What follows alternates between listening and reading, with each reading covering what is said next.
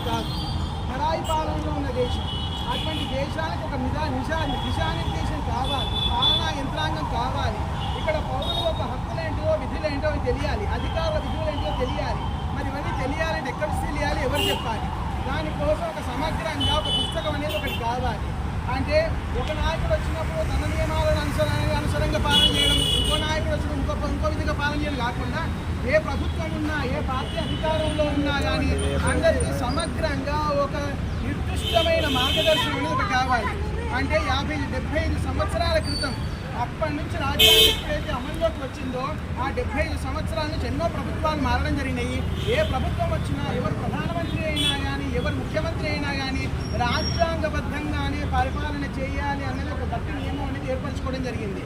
అలాగే ప్రభుత్వాలు పాలన చేస్తుంటే మరోవైపు ప్రజల విధులేంటి, వాళ్ళ హక్కులేంటి, వాళ్ళ ప్రాథమిక హక్కులేంటిది, నిమ్న వర్గాలు విద్యకు అర్హులా కాదా, నిమ్న వర్గాలకు ప్రతి ఒక్కరికి సమానమైన హక్కు కల్పిస్తూ ఈ దేశంలో ప్రతి ఒక్క పౌరుడు సమానమే అని ప్రతి ఒక్కరికి బలాన్ని ఇచ్చింది ప్రజాస్వామిక దేశం, రాజ్యాంగం ఇచ్చింది.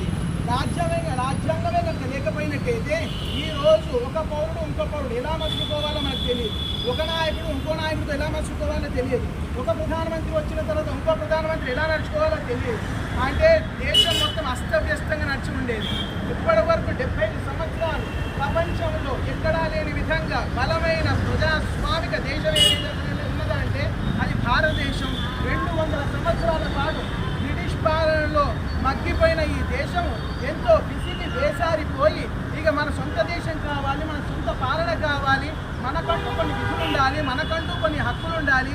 వీటన్నిటిని ఎవరికి పడితే వారు ఏ విధంగా పడితే ఆ విధంగా నడుచుకోకుండా అందరికీ ఒకే బాటను వేస్తూ, అందరినీ ఒకే బాటను శాసిస్తూ, శాసనాలు చేస్తూ, చట్టాలు చేస్తూ, ఏ వర్గాన్ని కూడా కించపరచకుండా, ఏ వర్గాన్ని కూడా నెత్తిన పెట్టుకోకుండా అందరికీ సమాన స్థాయిని కల్పిస్తూ ఏర్పడిన ప్రజాస్వామిక దేశం.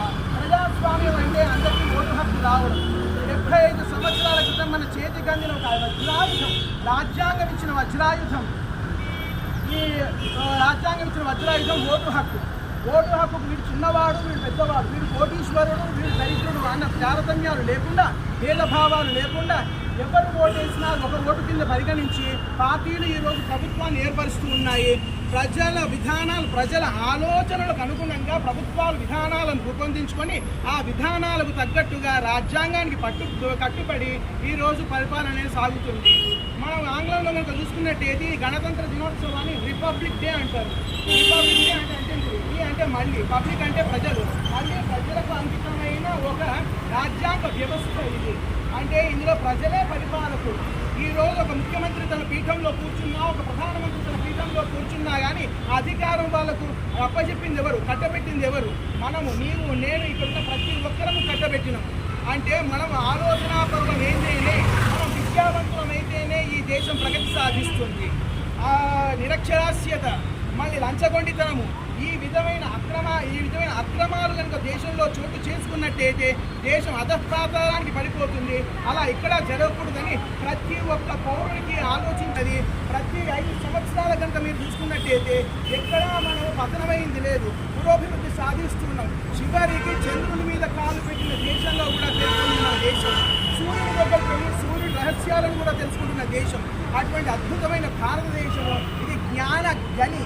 ఇటువంటి జ్ఞాన గనిలో నిజంగా ప్రతి ఒక్క పౌరుడు తన హక్కులను, తన విధులను, తన బాధ్యతను తెలుసుకొని కనుక నడుచుకున్నట్టయితే మరో 10 సంవత్సరాలలో ఈ దేశం ఎవరికి అందనంత ఎత్తుగా వెళ్తుంది. ప్రపంచంలో 1వ నెంబర్ ప్రథమ స్థానంలో నిలబడే దేశంగా ఖచ్చితంగా మారుతుంది అని నా అభిప్రాయం.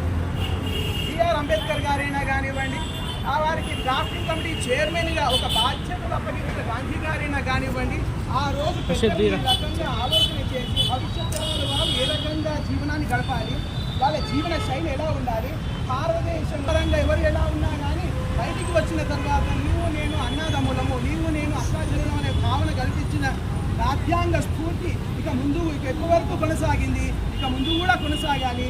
భవిష్యత్ తరాలకు నిర్దేశకులు మీరు, భవిష్యత్ తరాలకు సూచకులు మీరు కాబట్టి